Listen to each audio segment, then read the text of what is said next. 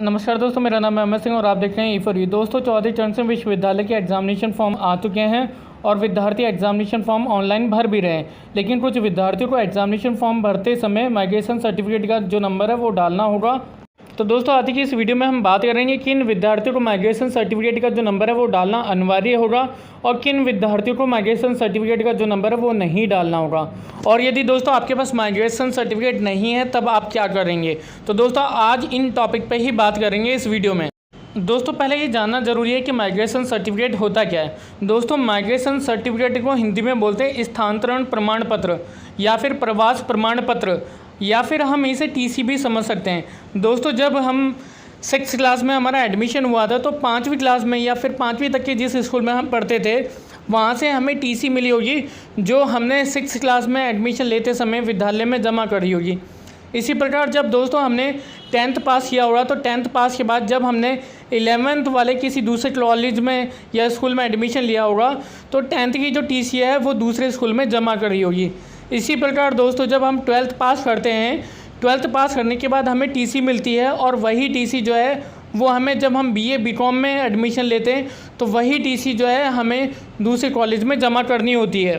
जिस प्रकार दोस्तों जब हम एक स्कूल से दूसरे स्कूल में जाते हैं तो हमें पहले वाले स्कूल से जो टीसी मिलती है वो हमें दूसरे स्कूल में जमा करनी होती है। इसी प्रकार दोस्तों जब हम एक यूनिवर्सिटी से किसी दूसरी यूनिवर्सिटी में एडमिशन लेते हैं तो पहली वाली यूनिवर्सिटी से हमें माइग्रेशन सर्टिफिकेट मिलता है और वही माइग्रेशन सर्टिफिकेट हमें दूसरी यूनिवर्सिटी में जमा करना होता है। अब दोस्तों बात करते हैं कि चौधरी चरण सिंह विश्वविद्यालय में किन विद्यार्थियों के लिए माइग्रेशन सर्टिफिकेट की आवश्यकता नहीं होती। दोस्तों, यदि आपने 12th जो है वो यूपी बोर्ड से किया हुआ है और उसके बाद आप चौधरी चरण सिंह विश्वविद्यालय में एडमिशन लेते हैं, चाहे आप बीए में एडमिशन ले रहे हो, बीकॉम में ले रहे हो, बीएससी में एडमिशन ले रहे हो या फिर बीबीए बीसीए या फिर किसी दूसरे कोर्स में एडमिशन ले रहे हो जो 12th बेस पर एडमिशन होते हैं, तो उन कोर्स में एडमिशन लेने पर आपको चौधरी चरण सिंह विश्वविद्यालय में माइग्रेशन सर्टिफिकेट की आवश्यकता नहीं होगी। और यदि आपने 12th जो है वो किसी दूसरे यूपी बोर्ड के अलावा किसी दूसरे बोर्ड से किया हुआ है, जैसे सीबीएसई बोर्ड या फिर एनआईओएस या फिर राजस्थान बोर्ड या फिर किसी दूसरे बोर्ड से आपने 12वीं पास करने के बाद चौधरी चरण सिंह विश्वविद्यालय के यूजी कोर्स में एडमिशन लिया हुआ है तो आपको माइग्रेशन सर्टिफिकेट की आवश्यकता होगी। इसी तरह दोस्तों जो विद्यार्थी है चौधरी चरण सिंह विश्वविद्यालय से यूजी करने के बाद चौधरी चरण सिंह विश्वविद्यालय के पीजी किसी कोर्स में एडमिशन लेते हैं तो दोस्तों उन्हें भी माइग्रेशन सर्टिफिकेट की आवश्यकता नहीं होती है। लेकिन दोस्तों जो विद्यार्थी किसी दूसरी यूनिवर्सिटी से यूजी कोर्स करने के बाद चौधरी चरण सिंह विश्वविद्यालय के किसी भी कोर्स में एडमिशन लेते हैं, जैसे यदि किसी विद्यार्थी ने दिल्ली यूनिवर्सिटी से या फिर किसी दूसरी यूनिवर्सिटी से बीए बीकॉम किया हुआ है और उसके बाद वो विद्यार्थी जो है चौधरी चरण सिंह विश्वविद्यालय के बीएड में एडमिशन लेता है या किसी पीजी कोर्स में एडमिशन लेता है तो उस विद्यार्थी को माइग्रेशन सर्टिफिकेट की आवश्यकता होगी। अब दोस्तों प्रश्न ये उठता है कि क्या किसी विद्यार्थी के पास यदि एग्जामिनेशन फॉर्म भरते समय माइग्रेशन सर्टिफिकेट नहीं है तो क्या वो अपना एग्जामिनेशन फॉर्म नहीं भर सकता। तो दोस्तों इसका जवाब ये है कि यदि आपके पास माइग्रेशन सर्टिफिकेट नहीं है तो भी आप अपना एग्जामिनेशन फॉर्म भर सकते हैं, लेकिन चौधरी चरण सिंह विश्वविद्यालय आपकी जो मार्कशीट है वो तब तक जारी नहीं करेगा जब तक आप यूनिवर्सिटी में अपना माइग्रेशन सर्टिफिकेट ना जमा कर दें।